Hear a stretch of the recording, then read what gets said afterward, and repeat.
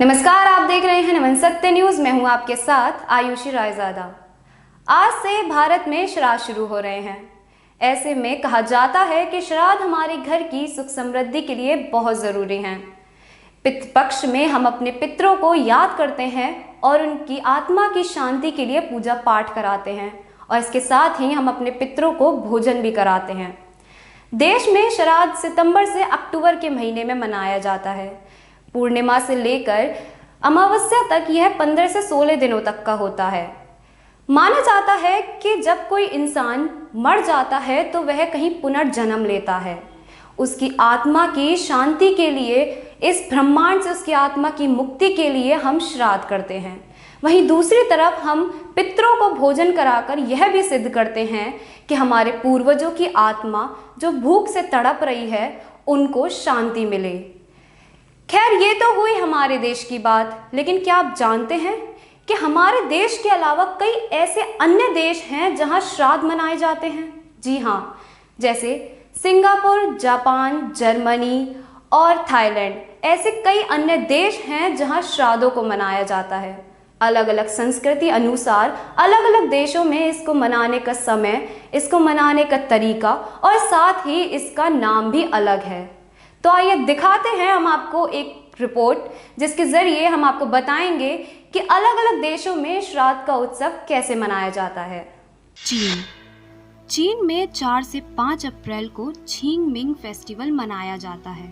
इस दिन लोग अपने पितरों की याद में उनके कब्र पर जाकर सफाई करते हैं और उसके बाद कब्र की परिक्रमा की जाती है।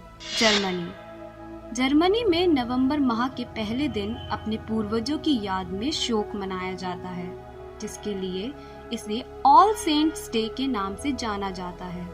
इस दिन जर्मनी में लोग अपने पूर्वजों को याद करते हुए मोमबत्तियां जलाते हैं और उनकी आत्मा की शांति के लिए प्रार्थना करते हैं। सिंगापुर, मलेशिया, थाईलैंड और श्रीलंका, इन देशों में 15 अगस्त की रात को अपने पूर्वजों को याद किया जाता है।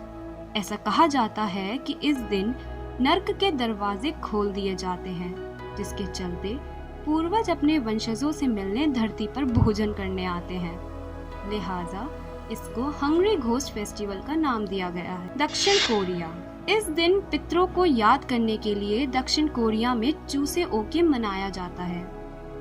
लगभग 3 दिन तक पितरों की याद में ताजे चावल की डिश बनाई जाती है और उनकी कब्र पर उन चावलों को अर्पित किया जाता है।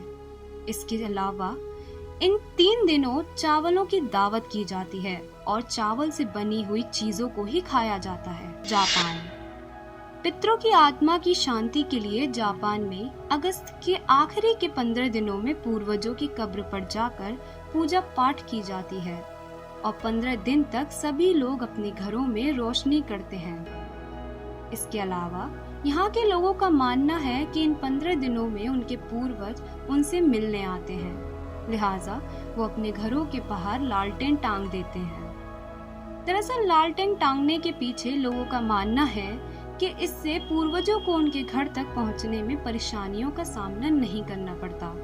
इसके साथ ही 15 दिनों में काफी नाच गाना होता है और आखिरी के दिनों में अपने पितरों की विदाई के लिए लोग नदी में दिए जलाकर प्रभावित करते हैं।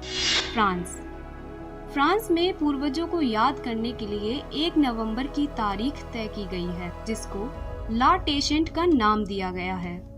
इस दिन पूर्वजों की याद में पारिवारिक मनमुटाव को खत्म करके परिवार के सभी सदस्य एकजुट होकर पूर्वज की कब्र को साफ करते हैं और उनकी आत्मा की शांति के लिए कब्र की पूजा की जाती है और इसके अलावा भोजन अर्पित किया जाता है।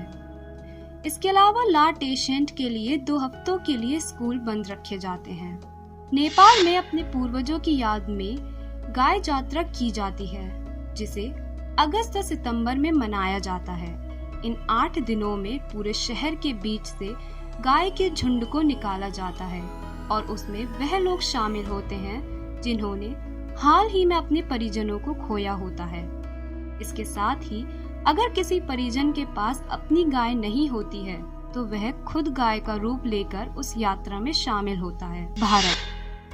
भारत में अपने पितरों की आत्मा की शांति के लिए श्राद्ध मनाया जाता है। इस दौरान कई लोग तर्पण, पिंडदान, ब्रह्मभोज और पशुओं को भोजन कराते हैं। भारत में ऐसा मानना होता है कि उनके पूर्वज किसी भी भेष में उनसे मिलने आते हैं, लिहाजा उनकी याद में उनको भोजन अर्पित।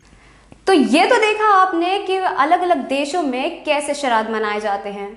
बहरहाल भारत देश में इस वक्त श्राद्ध मनाए जा रहे हैं और आपको बता दें कि ऐसा माना जाता है कि पितृपक्ष में पितृ अपने वंशजों को देखने के लिए महालोक से धरती पर आते हैं और उनकी याद में हम पिंडदान करते हैं और उनकी आत्मा की शांति के लिए पूजा पाठ करते हैं। इसके बाद वो 15-16 दिन के बाद वापस चले जाते हैं। तो अगर आपको हमारा ये वीडियो पसंद आया हो तो इसको लाइक, शेयर, सब्सक्राइब ज़रूर करिए और हमें कमेंट करके बताइए कि आपको हमारा चैनल नमन सत्य न्यूज़ कैसा लगा।